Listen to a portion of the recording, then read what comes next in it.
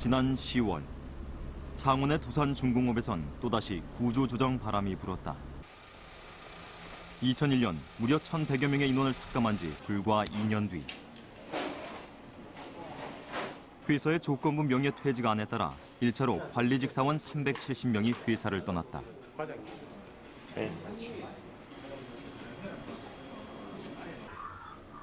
말이 희망퇴직이지 미리 부서별로 인원을 할당한 뒤에 이루어진 구조조정. 이번에도 사람들은 등을 떠밀려 회사를 나가야 했다. 부서에서 한 명 나가야 된다니까 뭐 위에서 나가니 안 나가니 그래가지고 내가 나가야겠다 이렇게 했습니다.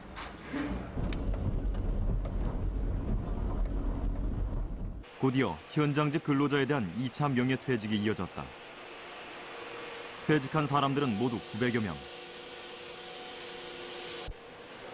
올해만 6천여 사원의 20%인 1,300여 명이 일자리를 잃은 셈이다. 남아있는 사람들에게도 명예퇴직은 남의 일이 아니다.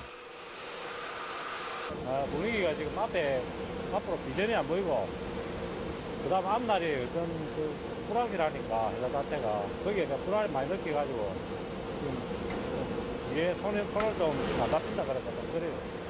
정말 작년 전에 나간 사람들은 내가 10명 중에서 8명은 전부 다 벗어나간다. 나갈 거 없다. 무조건 부대쓰라 간다. 그걸 우리 수적 들었거든요. 동네에서. 그런데 갈등이 생기면 그보다 무조건 있을 수도 없는 일이고 있어가지고 보장이 없으니까 나중에 뭐 진짜 막말해서 잘해보면은 12개월을 이렇게 했는데 지금 48년 아니고 그 12개월 되면 얼마나 큰 소리야. 그래서 아무 보장을 못해.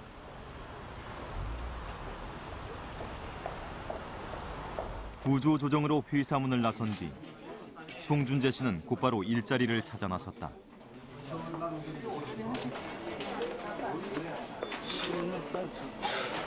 재취업을 알선하는 노동부 산하 고용안전센터. IMF 이후 지금까지 계속 늘어나고만 있는 구직자들은 대부분 송준재 씨와 같은 30, 40대 명예퇴직자들이다. 42의 나이에 다시 구직 서류를 작성하는 송준재 씨의 마음은 무겁기만 하다. 높기만 한 현실의 벽을 절감했기 때문이다. 재취업을 한다고 생각을 하더라도 지금 제가 사직서를 쓰기 직전에 이력서만 한 40-50통을 만들어가지고 보냈는데 딱 한 대 연락 오더라고요. 딱 한 대 오는데 그런 것들이 참 생각보다 훨씬 어렵습니다. 제가 만들어낸 얘기가 아니고 어디 가나 회사에서는 퇴직자들을 위해 창업 지원 교육을 실시해준다. 하지만 요즘 같은 불경기에 게다가 평생 직장 생활밖에 모르고 살아온 이들에게 창업이란 너무나 큰 모험이다. 퇴직 후 송준재 씨는 불안 속에 하루하루를 보내고 있다. IMF는 끝났지만 구조조정의 바람은 멈추지 않았다. 올해 9,500명에 이어 내년에도 7,200여 명이 또다시 거리로 나서게 될 전망이다.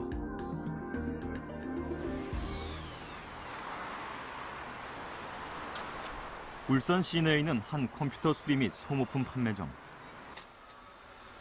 사장 겸 직원인 배윤호 씨는 지난 98년 희망퇴직이란 이름으로 현대자동차에 사직서를 썼다. 남달리 해박한 컴퓨터 관련 지식을 갖고 있다는 것이 그에게는 오히려 퇴직의 이유가 됐다. IMF 국가적인 상황이 닥치고 그 어려움이 겪어지면서 저보고 이제 한 얘기가 정리해고 대상 명단에 들어있더라. 명단이 들어있더라. 그래서 당신은 그래도 컴퓨터 같은 걸 좀 잘하고 하니까 나가서 좀 살아보면 되지 않느냐. 컴퓨터라도 하고 그러면 먹고 살 길이 있지만은 뭐 다른 동료들을 위해서 좀 나가줬으면 하는 그런 얘기를 들었어요. 15년 직장 생활 동안 한때 노조 활동도 열심히 했고 당신이야말로 현대자동차에 꼭 필요한 인물이라는 말도 들었다. 8,000명 대량 가문의 열풍 속에 회사 문을 나서면서도 그는 자신이 있었다. 퇴직 후 곧바로 자그마한 컴퓨터 수리점을 내고 아침 6시에 일어나 새벽 2, 3시까지 열심히 일했다. 하지만 이번엔 경기 침체란 태풍이 몰아쳤다. 이게 있습니다. 이게 이 봉지에다 넣어가지고 이 해놨는데 이게 최근 3년간 경기는 하루가 다르게 나빠졌다. 손님은 계속 줄어들고 카드 사용 한도마저 축소되면서 그는 신용 불량자가 됐다. 카드를 못 쓰게 하는 거예요. 사실 제가 이 카드 가지고 술을 마시거나 뭐 안 좋은 데 가서 그랬으면 제가 나쁜 놈이죠. 근데 이거 가지고 물건 사고 물건 떼오고 또 그게 편히 현금 서비스 받아서 저 제품을 갖다 넣어놔야 되니까 그 서비스 받아서 쓴 거 그거 외에는 없어요.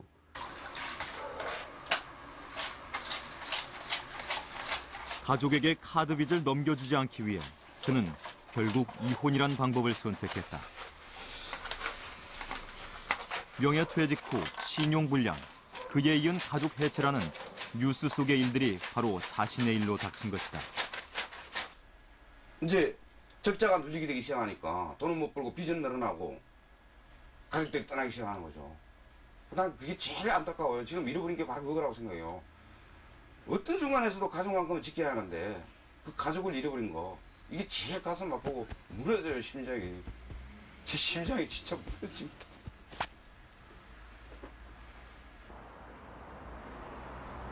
그나마 가게 문을 닫는다면 막노동판에 나서는 수밖에 없다.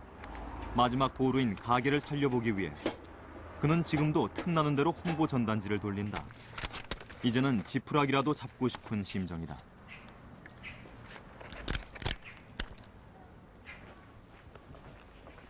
홍보 전단지를 돌릴 때마다 배윤호 씨가 꼭 들르는 곳이 있다. 안녕하세요.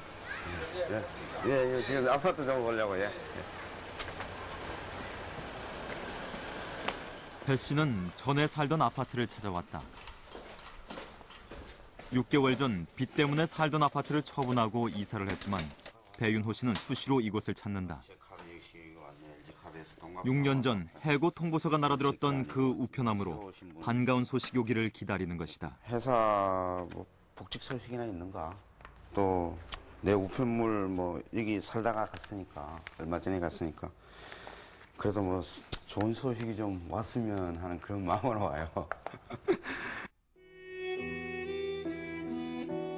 직장 생활 10년 만에 장만했던 25평짜리 사원 아파트.